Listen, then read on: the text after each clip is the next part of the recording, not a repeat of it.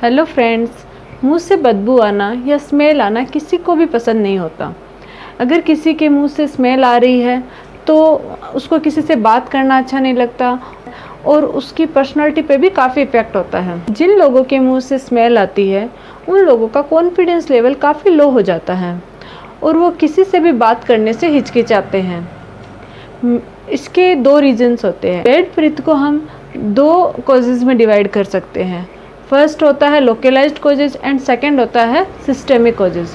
Localised का मतलब होता है कि एक ही एरिया की वजह से, जैसे कि मुंह से बदबू आ रही है तो मुंह में क्या क्या प्रॉब्लम होती है उसकी वजह से स्मेल आना। और सिस्टेमिक का मतलब होता है बॉडी के दूसरे पार्ट की वजह से भी, यानी कि कोई बॉडी में कोई प्रॉब्लम है उसकी वजह से भी मुंह से स्मेल आना या सांसों में बदबू आना। मैंने अपने लोकलाइज्ड कॉजेज और उनका ट्रीटमेंट अपने दूसरे वीडियो में एक्सप्लेन किया है।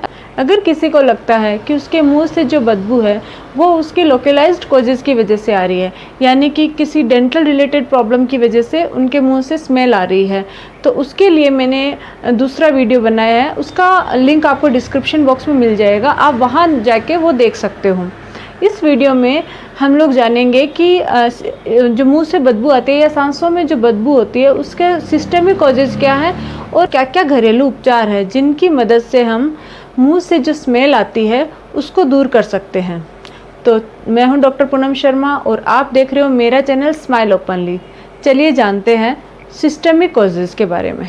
बहुत सारे लोग होते हैं जिनके जो मुंह से बदबू का कारण होता है वो इनडाइजेशन होता है, यानी कि अच्छे से खाना है वो अच्छे से डाइजेस्ट नहीं होने की वजह से कॉन्स्टिपेशन हो जाता है किसी को, उसकी वजह से भी उनके मुंह से स्मेल आती है। और अगर किसी के एसिडिटी की प्रॉब्लम है उन लोगों के भी मुंह से बदबू की काफ़ी शिकायत होती है। अगर किसी को साइनस की प्रॉब्लम है या फिर अस्थमा की प्रॉब्लम है तो उन लोगों के मुंह से भी स्मेल आना काफ़ी कॉमन होता है। इनके अलावा अगर किडनी में कोई डिजीज़ है या किसी को लंग डिजीज़ है या फिर लीवर में कोई खराबी है, इन सब कारणों की वजह से भी मुंह से स्मेल आती है। अगर किसी को डायबिटीज़ की प्रॉब्लम है, यानी कि जो डायबिटिक पेशेंट होता है उनमें भी मुंह से स्मेल आना काफ़ी कॉमन होता है। इसके अलावा अगर कोई लॉन्ग टाइम तक मेडिकेशंस का यूज़ कर रहा है, कोई स्टेरॉइड ले रहा है या कोई हार्मोनल मेडिसिन्स ले रहा है, उन लोगों को भी मुंह से स्मेल आने की शिकायत रहती है।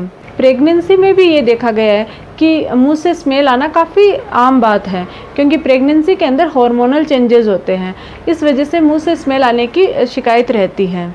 अगर कोई मल्टीविटामिन्स यूज़ कर रहा है, काफ़ी टाइम से मल्टीविटामिन्स ले रहा है, उन लोगों को भी बैड ब्रीथ की प्रॉब्लम रहती है। चलिए जानते हैं कि अगर आपके मुंह से या किसी के मुंह से स्मेल आ रही है तो ऐसे क्या घरेलू उपचार है जिनकी मदद से हम बिना डेंटिस्ट के पास जाए या बिना कोई ट्रीटमेंट किए ही हमारे मुंह से आने वाली ये जो बदबू है उससे छुटकारा पा सकते हैं। बेकिंग सोडा हर किसी के घर में आसानी से मिल जाता है। बेकिंग सोडा मुंह का जो पीएच बैलेंस है वो सुधारता है। अगर आप बेकिंग सोडा को ब्रश पे डाल के अगर ब्रश कर रहे हो तो उससे भी आपके मुंह की जो स्मेल है वो दूर होती है। इसके अलावा आप 1 टीस्पून बेकिंग सोडा को तो गुनगुने पानी में डाल के घोल बना के उससे कम से कम 5 से 10 मिनट तक कुल्ला कीजिए। कुल्ला करने से भी आपकी जो मुंह से स्मेल आती है वो दूर होती है। सौंफ मुंह में बदबू पैदा करने वाले बैक्टीरिया होते हैं उनको डिस्ट्रॉय करती है। सौंफ को चबाने से आपके मुंह की जो दुर्गंध होती है वो दूर होती है। सौंफ डाइजेशन का काम भी करती है। अगर आपका जो मुंह से बदबू आती है वो इंडाइजेशन की वजह से है, यानी पाचन शक्ति कमज़ोर होने की वजह से अगर आपके मुंह से स्मेल आ रही है तो इससे आपकी पाचन शक्ति भी बढ़ती है। खाने के बाद सौंफ चबाने से मुंह से दुर्गंध दूर होती है। दालचीनी के अंदर सिनेमिक एसेंशियल ऑयल होता है। ये जो दालचीनी होती है वो मुंह में या लार में मौजूद जो बैक्टीरिया होते हैं जो मुंह की दुर्गंध का कारण होते हैं उनको डिस्ट्रॉय करता है।